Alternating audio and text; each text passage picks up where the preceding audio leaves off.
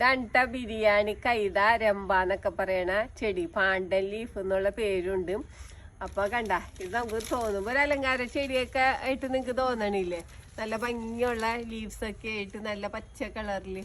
പക്ഷെ നമുക്കിത് നോൺ വെജിലൊക്കെ ഇട്ടാല് ഭയങ്കര ടേസ്റ്റ് ആയിരിക്കുള്ളൂ, ബിരിയാണിയുടെ മണം ഇരിക്കുള്ളൂ.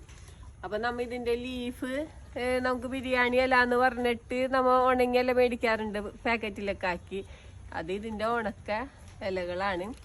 നമ്മുടെ വീട്ടിൽ വെച്ച് പിടിപ്പിക്കാൻ പറ്റിയ ഒരു ചെടിയാണ് രമ്പച്ചെടി എന്ന് പറഞ്ഞു കഴിഞ്ഞാല്. കണ്ട, നമ്മ ഇതിപ്പോ ഇങ്ങനെ നോക്കുമ്പോ ഇനി വലിയ സ്മെല്ലൊന്നും ഉണ്ടാവൂല. പക്ഷെ ഇത് നമ്മ വെള്ളത്തിലേക്ക് ചെന്ന് കഴിയുമ്പോൾ നമ്മ ബിരിയാണിയൊക്കെ ഉണ്ടാക്കാനുള്ള വെള്ളം, അതേപോലെ തന്നെ നമ്മ ചിക്കൻ കറി ബീഫ് കറിയൊക്കെ ഉണ്ടാക്കൂലേ, അപ്പൊ അതിലേക്ക് ഇട്ട് കഴിയുമ്പോഴാണ് ഇതിന് നല്ല സ്മെല്ല് വന്നത്. അപ്പോൾ ഭയങ്കര ടേസ്റ്റിയാണ്. പിന്നെ നമുക്ക് പുട്ടൊക്കെ ഉണ്ടാക്കുമ്പോൾ പുട്ടിൻ്റെ വെള്ളത്തിലൊക്കെ ഇട്ടുകഴിഞ്ഞാൽ പുട്ടിന് ഭയങ്കര ടേസ്റ്റും അതേപോലെ നല്ല ഫ്ലേവറൊക്കെ ആയിരിക്കുള്ളൂ. പിന്നെ നമുക്ക് ഇതിൻ്റെ ഇലകള് നിങ്ങൾക്ക് അറിയാമോന്ന് അറിഞ്ഞൂടാ. ഇതിൻ്റെ ഇലകൾ നമ്മൾ ചെറുതായി കട്ട് ചെയ്തിട്ട് നമ്മുടെ കബോർഡിൻ്റെ ഉള്ളിലൊക്കെ ഇട്ട് കഴിഞ്ഞാൽ പാറ്റയുടെ ശല്യം ഉണ്ടാവില്ല.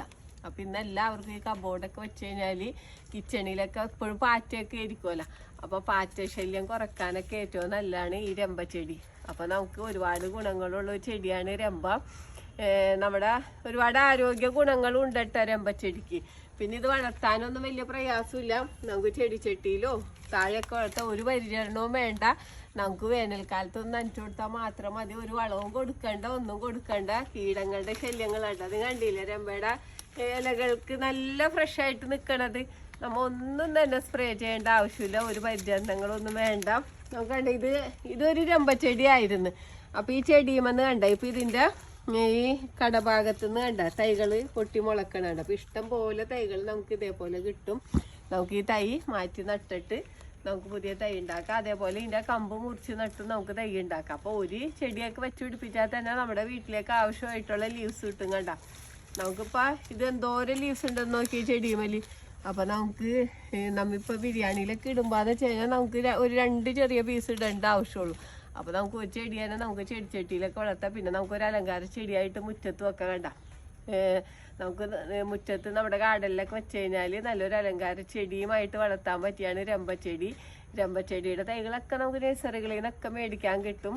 അപ്പൊ നിങ്ങൾ വീടുകളിൽ നിർബന്ധമായിട്ടൊരു രമ്പച്ചെടി വെച്ച് പിടിപ്പിച്ചോ. നമുക്ക് ഇനി തുടങ്ങി നമുക്ക് പാറ്റയുടെ ശല്യവും കുറക്കാം. നമുക്ക് ബിരിയാണിയിലും പുട്ടിലും നോൺ വെജിലൊക്കെ നമുക്ക് ഇടാൻ പറ്റിയതാണ്. അപ്പം എല്ലാവരും ഒരു രമ്പയുടെ തൈയൊക്കെ നട്ട് വളർത്തണം. ഈ വീഡിയോ പറ്റി എന്തെങ്കിലും അഭിപ്രായങ്ങളോ സംശയങ്ങളോ ഉണ്ടെങ്കിൽ വീഡിയോക്ക് താഴെ കമൻറ്റ് ചെയ്യുക. വീഡിയോ ഇഷ്ടപ്പെട്ടാൽ ലൈക്ക് ചെയ്യുക. വീഡിയോ ഇഷ്ടപ്പെട്ടാൽ ഷെയർ ചെയ്യുക.